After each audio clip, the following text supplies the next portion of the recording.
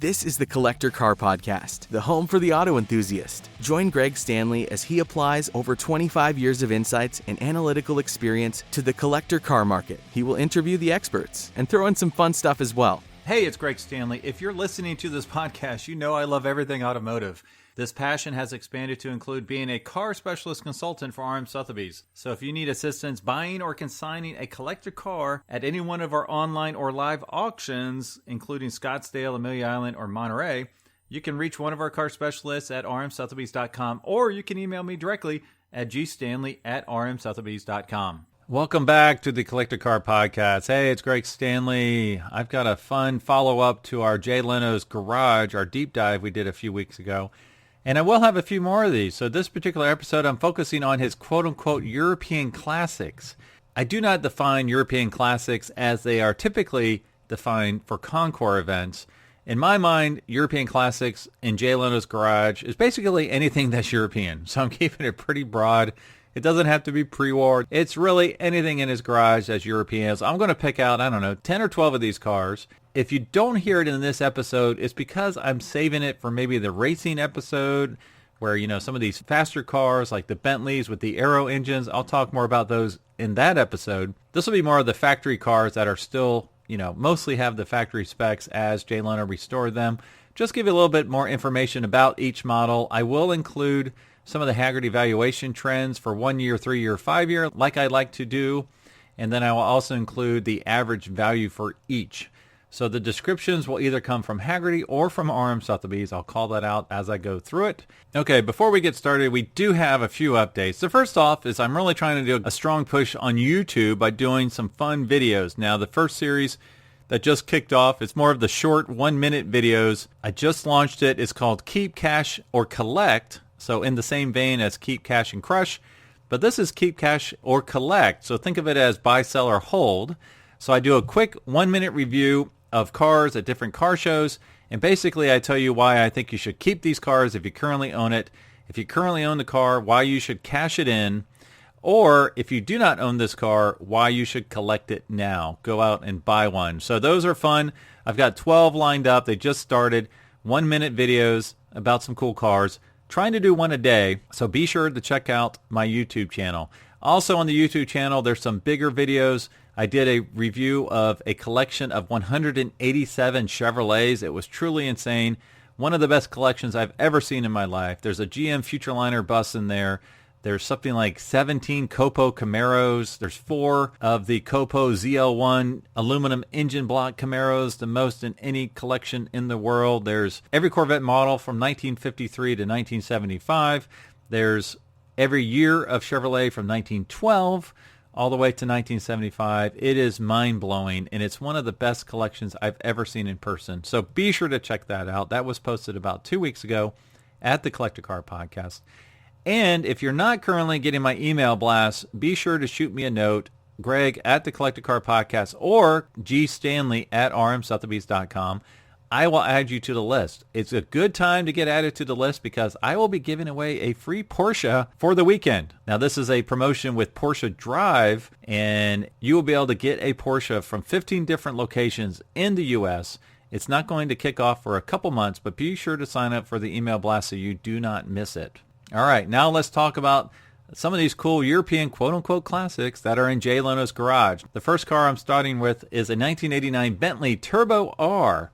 Now, this is per Hagerty. The Turbo R was the result of Bentley's decision to refine and improve the road manners of the Mousseline Turbo. The Turbo R debuted in 1985 and was essentially a Mousseline, which in turn was Bentley's version of the Rolls-Royce Silver Spirit, with a completely revised suspension that gave the car a cornering and braking ability more appropriate for the 300-plus horsepower that its turbocharged 6.8-liter V8 produced.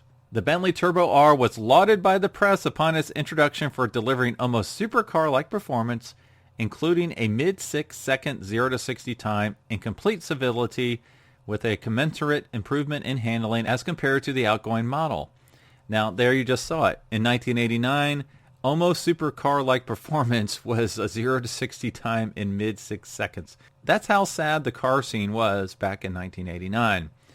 All this was achieved while cosseting its occupants with reams of leather and multiple types of wood trim in the cockpit, in the typical Bentley fashion. In all, 5,196 short wheelbase and 2,034 long wheelbase Turbo Rs were built between 1985 and 1997. Now looking at some of the Hagerty trends, the 1-year trend is flat. 3-year trend is flat. These have not moved much in the marketplace despite the huge run-up we've had recently.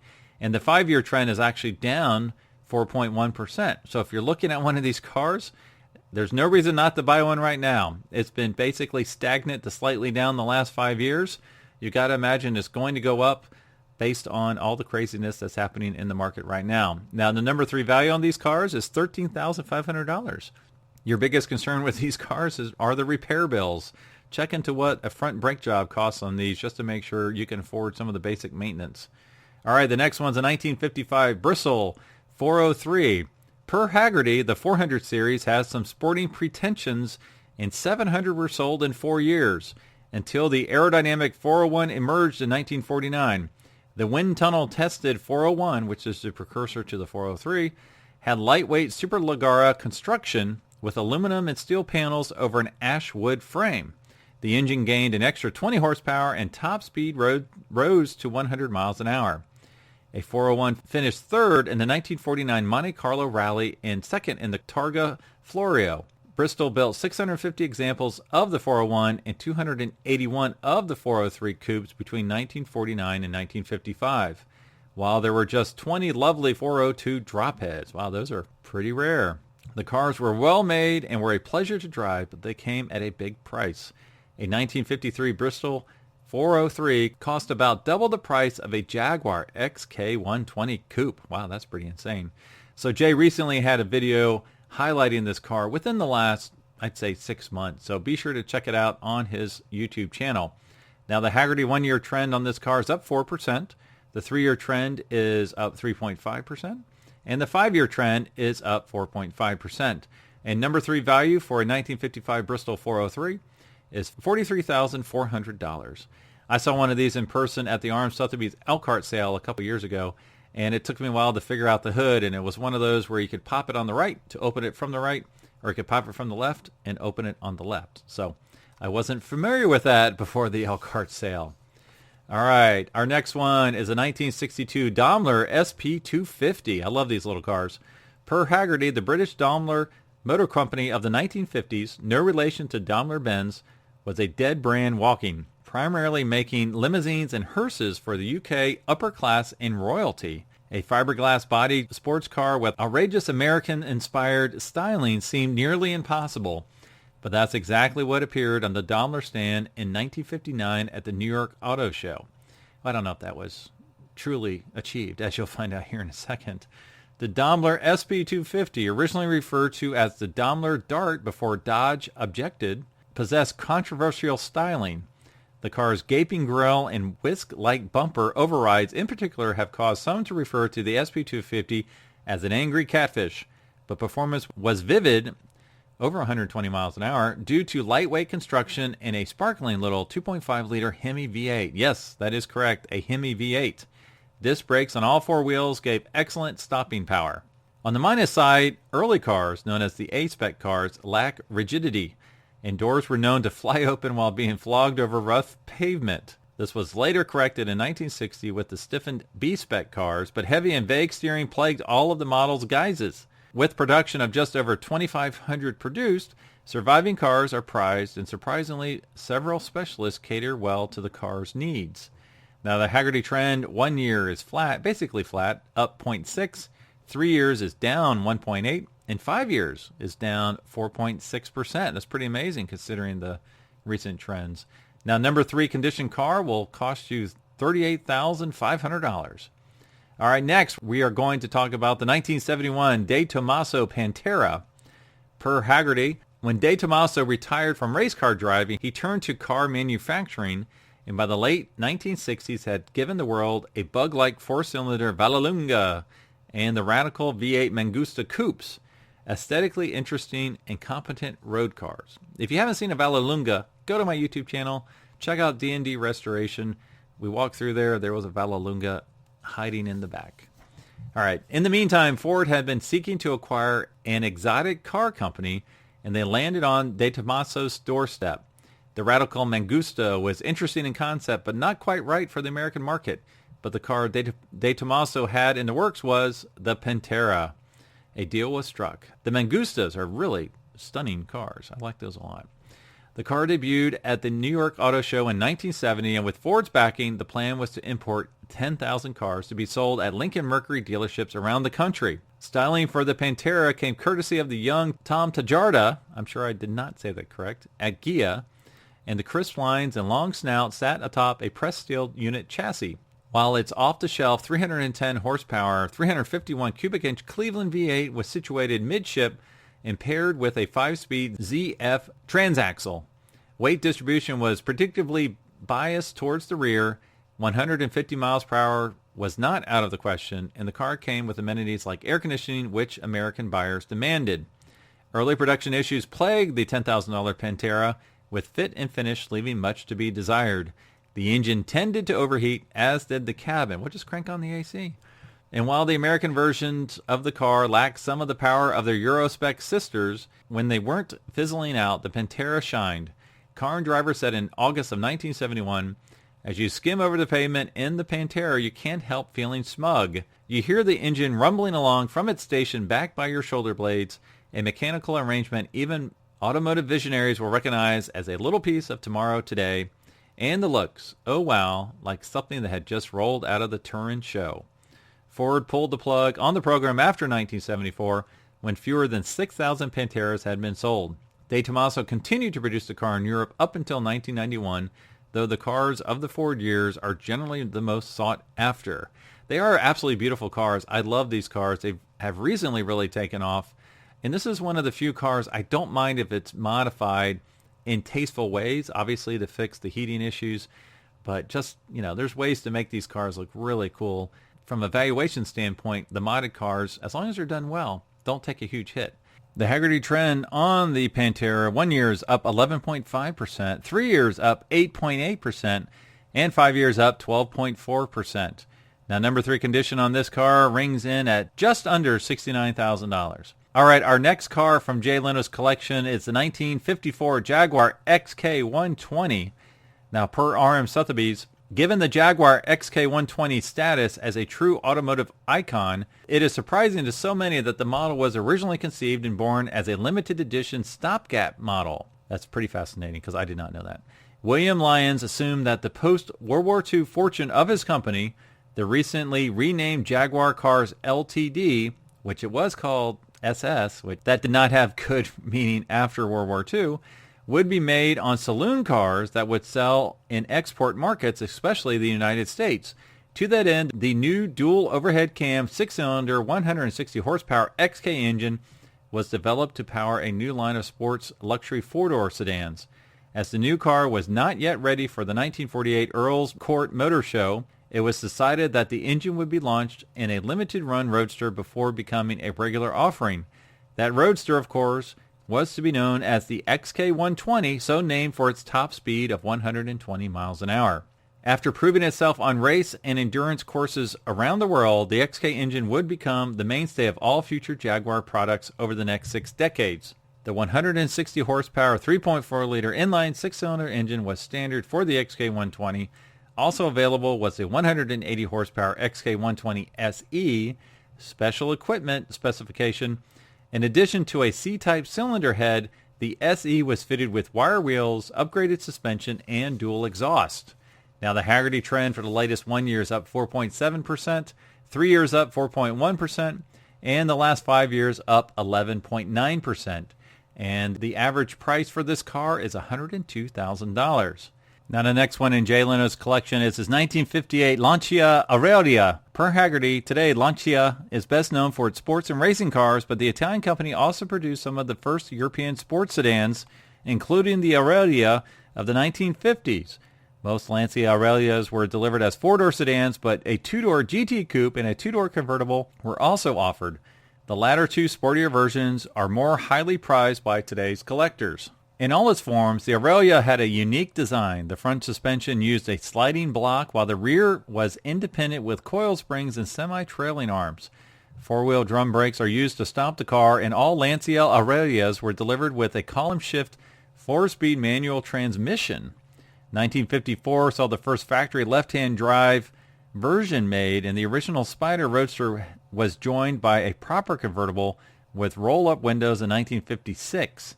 The 2,451 cubic inch engine was rated at 112 horsepower for 1957, and this was the only engine offered in the final years of production. The Hagerty trend for the latest 1 year is up 29.9%, latest 3 years up 8.7%, and latest 5 year up 15.3%. The average price for these cars in number 3 condition is $155,000. All right, the next car from Jay's collection is a 1962 Maserati 3500 GTI. Now, per Arm Sotheby's, this car is so special we have notes from Arm Sotheby's and Hagerty. All right, from Arm Sotheby's, the 3500 GT was the first Maserati road car to be built in large quantities. The elegantly shaped body was made from aluminum attached to a tubular steel frame, while the 6-cylinder engine was derived from the 350S racing car. In 1961, triple Weber carburetors were replaced by a mechanical fuel injection system from Lucas, boosting the power to 235 horsepower. Just 441 3500 GTIs were produced between 1961 and 1964. Per Hagerty, for much of its existence as a manufacturer, Maserati was primarily concerned with motorsports, and this focus paid off with countless wins in Grand Prix and sports car racing both before and after the Second World War. Any road cars that Maserati has sold were very low volume, very expensive automobiles that made heavy use of parts from the company's existing racing machines.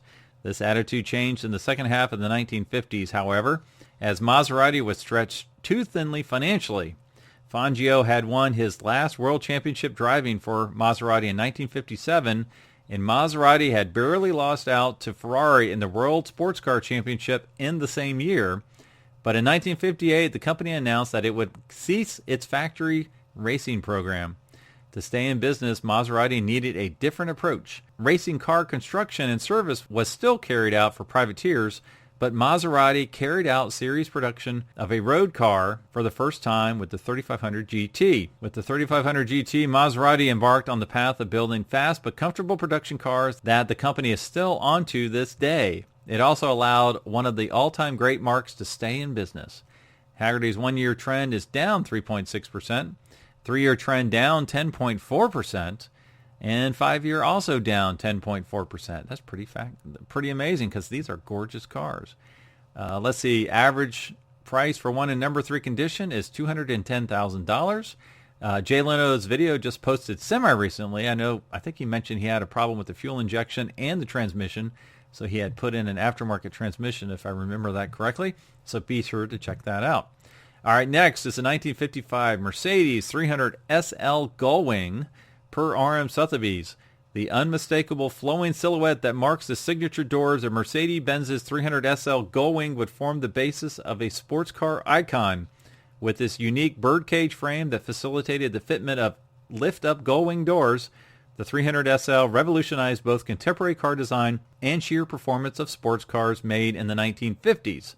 Its lightweight construction, from which it derives the SL part of its name, was intertwined with the power derived from the straight-six 3-liter M198 engine for an enthralling and spirited driving experience.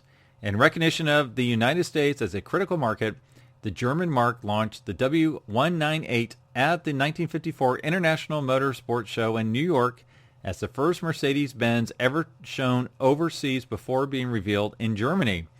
The U.S.-based Mercedes-Benz dealer Max Hoffman would deliver more than 70% of the 1,400 300 SL Gullwing examples produced between 1954 and 1957, distributed to his dealership sites across the United States. Hagerty's 1-year trend is up 16.7%, 3-year trend up 25%, and the 5-year trend up 16.7%. Number 3 condition on these cars is worth $1.35 million. This has been interesting on these cars because there's a lot of them that were produced, but it's a bellwether car for the marketplace. And for the longest time, you could get a Gullwing for $1 to $1.3 million, but that ended about a year ago. And now that $1 million to $1.3 seems like now it's shifted up to the 1.4 to the 1.8 range. And with Hagerty calling one in number 3 condition around 1.4, that bears that out. It's just nuts what these cars have been doing. All right, next is another Mercedes from Jay's collection. I love this car. I've seen a few of these around, which is why I included it in this list. It's a 1972 Mercedes 600 compressor. Per RM Sotheby's, the Mercedes-Benz 600 series of ultra-luxury sedans, also known by their W100 chassis designation, are considered among the most well-engineered cars in automotive history. Produced from 1963 through 1981, the 600 series sedans were among the largest cars in Mercedes' lineup, matching their formidable size with ample luxury and refinement, including such ostinations as an optional rear window divider with integrated fold-out tables and a minibar equipped with bottle holders. Performance was also remarkable, particularly given the car's size and weight, thanks to a 250 horsepower, 6.3-liter iconic V8 engine, which enabled an advertised top speed of 120 miles an hour. Likewise, the chassis brimmed with the latest technology, including an adaptive suspension and four-wheel disc brakes. The impressive 600 was also born with an unusual engine drive hydraulic system operating the windows, front and rear power seats, fresh air ventilation system, door and trunk closure system, sunroof, and suspension dampening. While lesser vehicles used electric motors to regulate many of these functions, the Mercedes-Benz engineers believed that if cost was no object, hydraulic systems would be smoother, quieter, and longer lasting. Indeed, most 600s were sold to royalty and celebrities for whom cost was no object. Some noteworthy owners reportedly included David Bowie, John Lennon, Elvis Presley, and Jack Nicholson. It's interesting, though, if the hoses for that hydraulic system fail, then everything I just mentioned doesn't work. The doors don't work, the trunk doesn't work, the AC doesn't work, the power seats don't work, the suspension doesn't work. So if you're buying one of these, you need to make sure all that stuff's been well sorted. All right, the Hagerty trend for the latest 1 year is up 4.8%, 3 years 37.1%, and the latest 5 years up 43.7%. So big gains on this huge Mercedes. Now, number 3 condition, the average value is $94,500. All right, we've got a few more left here. We got 3 more. All right, the next one's a 1963 Porsche 356 Carrera 2. Per RM Sotheby's, Porsche's Carrera model was an homage to their 1954 class victory at the final Carrera Panamericana race. From 1955 onwards, this would come to signify the most powerful production series engines produced. The second-generation Carrera model debuted at the 1961 Frankfurt Motor Show as the sportiest version of Porsche's new 356 T-6 B series. It's interesting that it was the most powerful production series engine at that time. Today is the base model for the 911. My Porsche says Carrera. It's not rare. It's not fancy. It's not powerful. It's your basic 911. However, this Carrera 2 name was slightly deceptive, as in truth it applied to 2 distinct 2-liter quad-cam flat 4-cylinder engines, one of which was a true competition unit only available to privateer racers and VIP customers. These 2 different engine types were installed into divergent trim levels, the Grand Sport production version and the Gran Turismo competition car. Put simply, the GS was the production car used to homologate the GT for racing, even though there were many significant differences between the two, such as lightweight aluminum body panels. The production GS spec engine was good for 130 horsepower. The GT spec engine was the competition unit and boasted nearly 160 horsepower through various modifications. The GT spec engine was further improved to 180 horsepower in works chassis and would soon become the basis of Porsche's revolutionary Le Mans winning 718 RSK and 904 Carrera GTS race cars. Public sales of the Carrera 2 began in April of 1962, and these cars became the first Porsches fitted with standard disc brakes. Some 310 Carrera 2 GS cars were produced. Now, Hagerty's 1-year trend is flat on this car. 3-year trend is actually down 5%, and latest 5-year trend is down 3.7%. Now, the average price of one of these in number 3 condition is $515,000. All right, next is a 1960 Triumph TR3. This is one of my favorite cars in Jay Leno's collection because it's a car his brother owned, and he has stated that it's the one he has he's most sentimental about because his brother owned it and his brother had passed away. All right, per Hagerty, the Triumph Motor Company launched the TR3 in October of 1955 as a successor to the TR2, and the new model was powered by the same 1991 cubic inch straight 4 overhead valve engine as its predecessor. The power plant had larger carburation, however, that pushed power to a whole 95 horsepower, and the engine was mated to a 4-speed transmission. New cylinder heads were fitted to the engine during the first 12 months of production, which translated to 5 more horsepower. You heard that correctly. And top speeds for the TR3 approached. Didn't mean they achieved, but they approached 110 miles an hour. That's kind of funny. You could hit 60 miles an hour, but as long as you're accelerating, hey, you're approaching 300 miles an hour, just very slowly. The car utilized front independent suspension and a live rear axle, and initially had drum brakes on all 4 wheels. Within the first year, however, Triumph switched to front disc brakes, becoming the first production British car to do so. Externally, the car had low-cut doors and minimal weather protection, which underscored its purposeful sporting nature. It had a small opening in the front with a deep-set grille that did not compare favorably to competitors like the MGA and Austin Healey 100. Performance was on par, though, and the car was well received. More than 13,000 TR3s were manufactured between 1955 and 1957, with 90% of those landing on American shores. The Hagerty 1-year trend is up 4%, the 3-year trend is up 3.4%, and the 5-year trend is actually down 5.9%, so they've recently started to go back up. A car in number 3 condition is worth $19,700. All right, one more, and I am going to close on another Porsche. This is a 1971 Porsche 911T. Now, from memory, I don't think Jay has a ton of Porsches. I don't think he has a 918. I know he has a Carrera GT that he famously spun, I think, at 160 miles an hour. I think it was on the Talladega Motor Speedway. And then he has a 911, and then he has the 356 I mentioned. So this is a 1971 Porsche 911T.